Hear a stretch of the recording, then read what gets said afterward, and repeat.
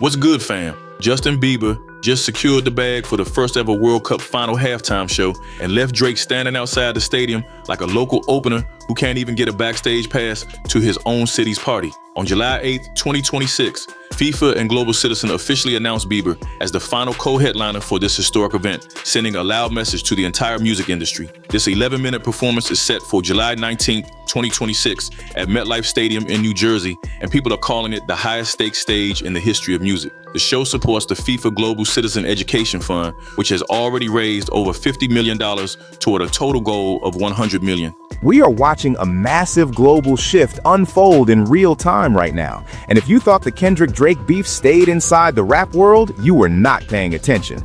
The 2024 rap beef didn't just end careers inside hip-hop. It is now actively reshaping who gets invited to the biggest tables in international sports and global entertainment. Bieber is joining a massive lineup featuring icons like Madonna, Shakira, and the superstars from BTS, with Chris Martin from Coldplay handling the curation. This is the exact kind of elite circle Drake used to run, but right now the sixth god is nowhere to be found on the official roster. The most savage part of this whole situation is the history behind it, because back in March of 2025, FIFA president Gianni Infantino was teasing a potential Drake performance. Everyone expected the World Cup to be the big comeback moment where the boy will remind the world why he was a global superstar. Instead, the final roster is out and Drake has been completely erased from the entire conversation. Seeing Justin Bieber take that final slot is a clear signal that the global gatekeepers are moving on from the drama and toxicity that followed Drake after the Kendrick Lamar feud in 2024. The 2024 rap beef didn't just end careers inside hip-hop. It is now actively reshaping who gets invited to the biggest tables in international sports and global entertainment. The world was promised a championship run, but it looks like he will be watching that July 19th final from the stands while everyone else celebrates on the field. The internet is already trying to make sense of this absence, and things got messy in June of 2026 when a parody account named Hoops Crave went viral with some wild claims. They posted that Drake had officially lost his headline spot to Shakira and Madonna, and that post spread across social media like a wildfire. Even though fact checkers confirmed Drake was never actually booked for the show, the speed at which fans accepted the snub tells you everything about his current standing.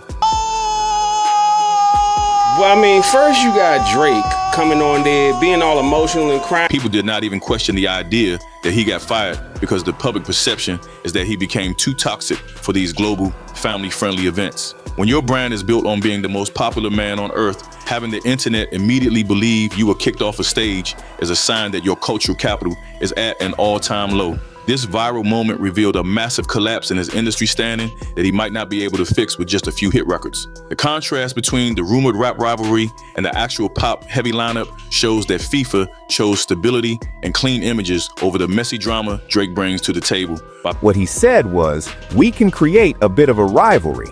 Rivalry, as in Drake versus Kendrick, as in the beef is the selling point, not Drake himself. Picking artists like Justin Bieber and BTS, the organizers are playing it safe and focusing on that global education fund instead of dealing with the baggage of a rapper still recovering from the most public loss in hip-hop history.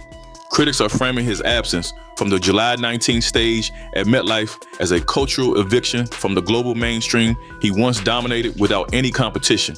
If you look at the facts of the lineup, you see a collection of artists who represent massive, clean, global reach across every continent. Shakira brings the Latin audience, BTS brings the K-pop fans, and Justin Bieber remains the definitive global pop star for the Western world. Drake was supposed to be the one who crossed over. He was the commercial king. He was the brand ambassador. He was the one posting photos with FIFA presidents and building his OVO empire into every corner of entertainment.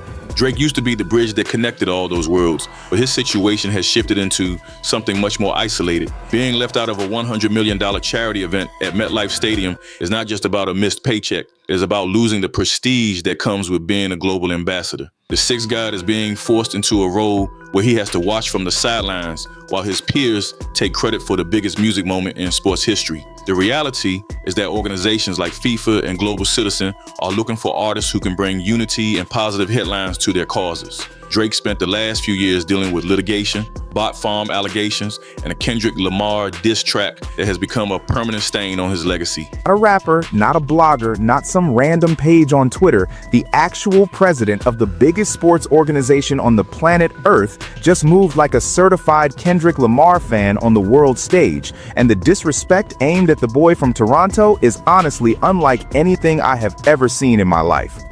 When you represent a brand focused on education and global unity, you are probably not going to call the guy who just finished a war where he was accused of everything under the sun. This is the consequence of that 2024 battle that a lot of people did not see coming. It was not just about who had the better bars, it was about who would still be invited to the table when the smoke finally cleared. The pressure on Drake is only going to intensify as that July 19th date approaches, primarily because the World Cup represents the absolute peak of global visibility. Every FIFA promotion or Global Citizen advertisement serves as a loud reminder that the supposed king of the streaming era is nowhere to be found. Justin Bieber claiming that spot sends a message that the pop landscape continues to move forward regardless of who holds the top position on the rap charts. Isn't it funny how the boy from Compton, the lyricist, the poet, the one everyone said was too deep for mainstream commercial success, is allegedly now the centerpiece of FIFA's strategy to sell the World Cup to America?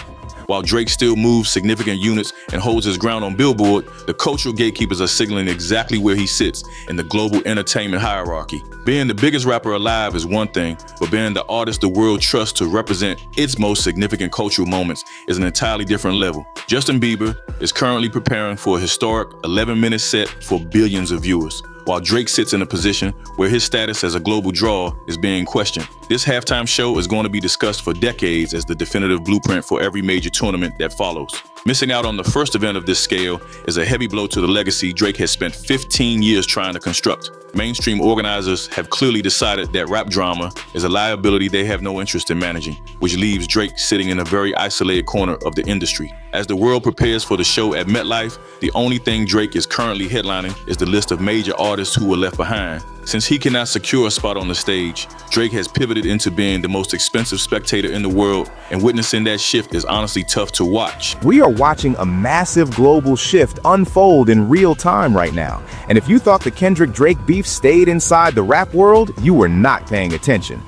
On July 2nd, 2026, he was seen at the Portugal versus Croatia match in his home city of Toronto, but he was not there to perform or receive any recognition. He was strictly there as a high-profile fan, attempting to absorb the energy of a tournament that he was originally expected to lead. During that match, he went viral for a peekaboo celebration that led the internet to call him out for being incredibly petty. Most observers saw the gesture as a direct shot at ASAP Rocky, which suggests that even during the biggest sporting event on earth, Drake remains focused on small rap beefs. This is a significant step down for a man who used to carry the entire culture, and critics are accurately describing this as participation trophy behavior. He is manufacturing these viral clips simply to stay relevant during a summer where his peers are the ones actually collecting checks to perform. While Drake is buying tickets and sitting in the stands like a tourist in Toronto, his rival Kendrick Lamar remains the gold standard for a rap headliner. While Drake is out here trying to build hype for a project that keeps getting delayed, Kendrick is allegedly being courted for a performance on the biggest broadcast in the history of the world. Kendrick already secured a massive win with his Super Bowl 59 performance, which still stands as the high watermark for any artist in the genre. The contrast is difficult to ignore because one man is being paid millions to command the biggest stage in America, while the other is performing skits in a soccer crowd. Before we move on and see how that Iceman rebrand actually played out, tell me what y'all think. Is Drake officially just a tourist now, or can he still headline a real stage like Kendrick? Tell me in the comments. No cap. While you at it, like and subscribe. Let's continue. Drake attempted to rebrand himself with the Iceman persona by dropping a massive album trilogy on May 15, 2026, which included Iceman, Habibti, and Maid of Honor. Even though those projects were successful and proved he can still move units, they clearly have not translated into global bookings or major tournament contracts. Isn't it funny how the boy from Compton, the lyricist, the poet, the one everyone said was too deep for mainstream commercial success, is allegedly now the centerpiece of FIFA's strategy to sell the World Cup to America? You can hold every #1 record in the world, but if global organizations do not want your brand at their final, those statistics are just participation trophies. The shadow of Kendrick Lamar continues to loom over this entire tournament, and the latest numbers from the prediction markets show exactly how the energy has shifted. As of July 3rd, 2026, data from Kalshi showed that Kendrick's probability of headlining the World Cup final collapsed from 27% down to just 3%. Drake fans might view that drop as a win at first glance, but the reality is actually much more disrespectful to the whole OVO camp. Even with Kendrick having almost no chance of performing at the final, FIFA is reportedly using his anthem, Not Like Us, in their official marketing and tournament footage. This means Kendrick is winning the World Cup war without even showing up to the stadium or doing a peekaboo dance for the cameras. His music has become the definitive soundtrack to these matches, while Drake is physically present doing social media skits just to get a mention on the blogs. Comparing these two reveals the massive gap between having real cultural weight and just being a recognizable face. I mean, damn, this man is sitting here crying over balls. Who wants to hear that? Now, the second audition, I thought we was actually going to find our performer for the halftime show, but this was equally as bad. Drake is out here acting like a super fan because his schedule is wide open, while the voice of Kendrick hits millions during every single highlight reel. When that rumored response track titled Pull Up started circulating in May of 2026, it kept the pressure on Drake for the entire sports season. This is a masterclass in psychological warfare where one man stays silent and lets the music work, while the other does anything to stay relevant. Kendrick does not need a front row seat in Portugal because his influence is already vibrating through the building, reminding everyone who actually won that battle for the culture. This Iceman era for Drake feels like a frantic attempt to freeze time and ignore the fact that his momentum collapsed back in 2024. He tries to look unbothered and cool, but the desperation shows through every time he chases a viral moment on camera, throwing shade at $1 AP Rocky from the stands while the world focuses on the match is just terrible optics for a superstar. It makes him look smaller than ever, especially since Gianni Infantino was hyping him as the face of the tournament only a year ago, going from the potential headliner to just another guy who had to buy a ticket is a legendary fall from grace. A rapper, not a blogger, not some random page on Twitter, the actual president of the biggest sports organization on the planet Earth just moved like a certified Kendrick Lamar fan on the world stage, and the disrespect aimed at the boy from Toronto is honestly unlike anything I have ever seen in my life.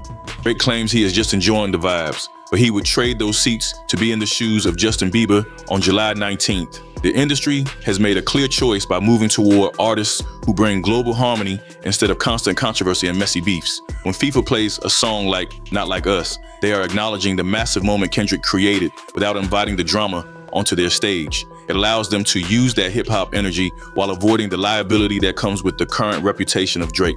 This leaves Drake in a weird spot where he is the biggest fan of a culture that is actively excluding him from the biggest moments. He can post all the stadium photos he wants, but he cannot change the fact that the world is not singing his songs this summer. Playing the role of a superfan is a calculated move to hide the fact that the major performance contracts are not coming his way anymore. Drake is a master at controlling the narrative, and he wants his followers to believe he is just choosing to be a spectator for the love of the game. We all know a man with that much ego does not sit in the crowd when there is a stage nearby. If Drake could have been the main event, he would have taken it, especially with 3 new albums to promote to the masses. The absence of his name on the lineup tells you everything about the private conversations happening at FIFA and Global Citizen. Multiple commentary channels and social media posts have claimed, and I want to stress, these are online claims not confirmed by FIFA or any official source, that Drake was allegedly offered a legacy slot in the opening ceremony rather than the prestigious halftime show position.